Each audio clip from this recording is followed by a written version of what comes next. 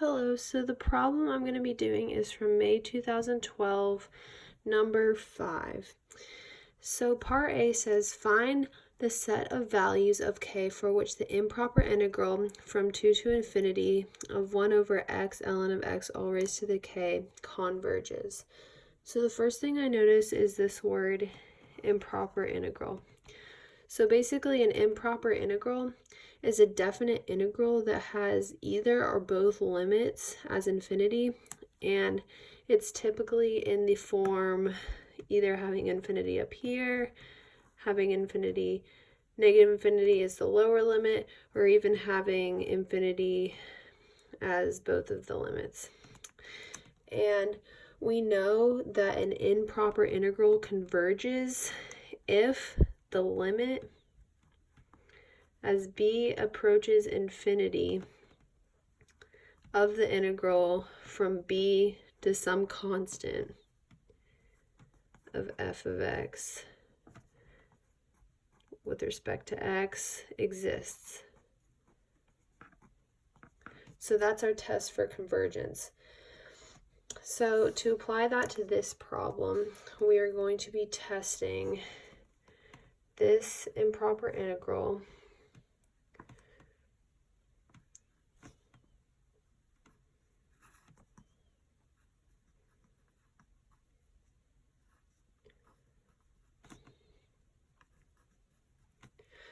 So our test for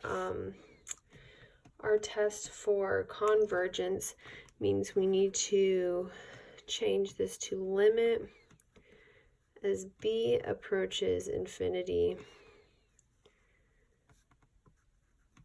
from 2 is our original all the way to b, and the function was 1 over x ln of x all raised to the k dx.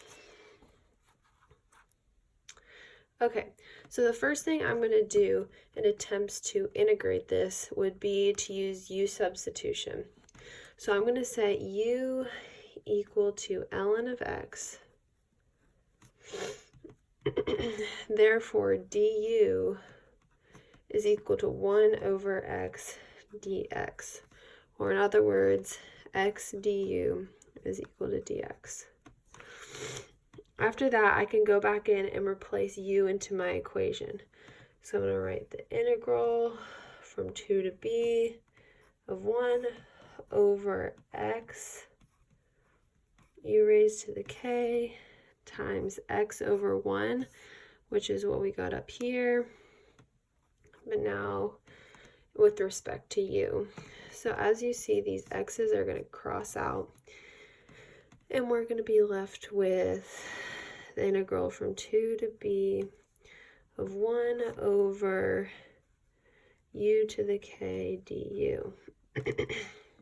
So that integral gets pretty easy to solve, and we're basically just going to be using the power rule, where this is again equal to from 2 to b u to the negative k du.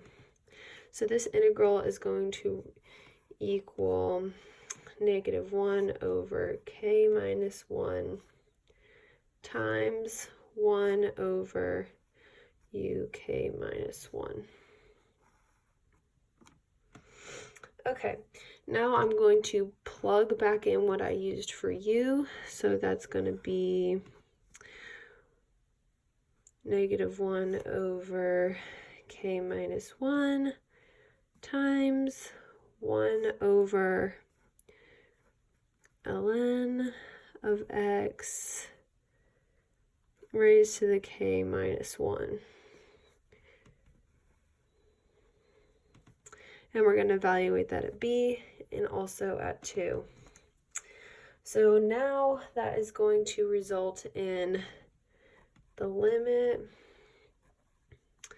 as b approaches infinity of the whole quantity negative 1 over 1 minus k times 1 over ln of b raised to the k minus 1 plus again negative 1 over 1 minus k times 1 over ln of 2 raised to the k minus 1 power.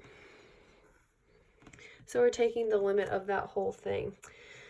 Being that k is a constant, and I see it in both terms here, I can take that out of the limit. So I'm going to end up with negative 1 over 1 minus k.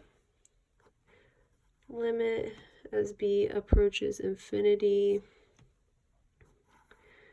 of 1 over ln of b raised to the k minus 1 plus ln of 2 to the k minus 1. So I'm going to break this limit down into two parts now that I've figured out. So I know that this is going to exist for all values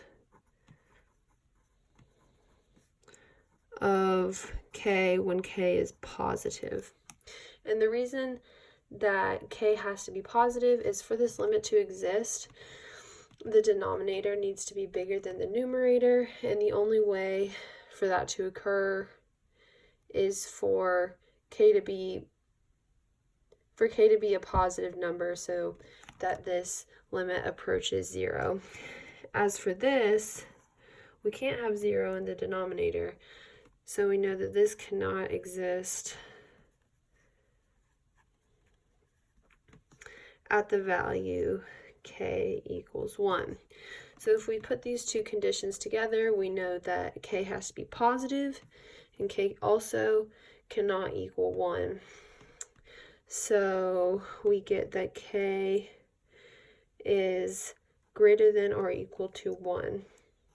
And then when k is greater than or equal to 1, we know that this series converges. Okay, now moving on to part B, we're going to show that this series is convergent but not absolutely convergent. So the first thing that I noticed about this problem is the term absolutely convergent, and that basically just means that that both the series, like any random series, is convergent, and the series, the absolute value version of that series, are both convergent. So basically we're trying to prove that this is not the case. So we're trying to prove that one or the other is not convergent. And another thing that I noticed right here is the strange numerator in this case, with negative 1 being raised to r, meaning that this is going to be an alternating series. Okay,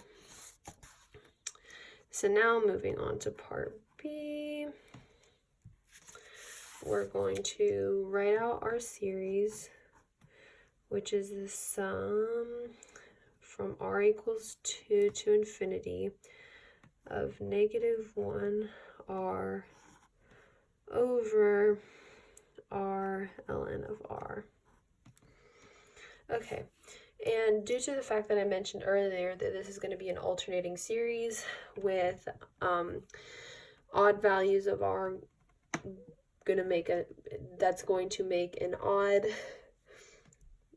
to result in an odd number, while even are going to result in positive. Due to the fact that this is alternating, we're going to apply the alternating series test, which basically means that in the form a to the n is equal to negative 1 to the n bn, where b is going to be greater than or equal to 0. If your series is in that form and the limit as n approaches infinity of b of n, not a of n, is equal to 0, and b of n is decreasing, this whole series A of n is going to be convergent. So just to recap, in an alternating series in this form, when, number one, the limit of b of n is equal to 0, and 2, b of n is a decreasing series, then a of n is going to be convergent. So just to get our original function into this form, I'm going to rewrite this as the sum from r equals 2 to infinity of negative 1 to the r times r ln of r to the negative 1. So in the form above, our b of r in this case, not n, is going to be r ln of r all raised to the negative 1. So our condition 1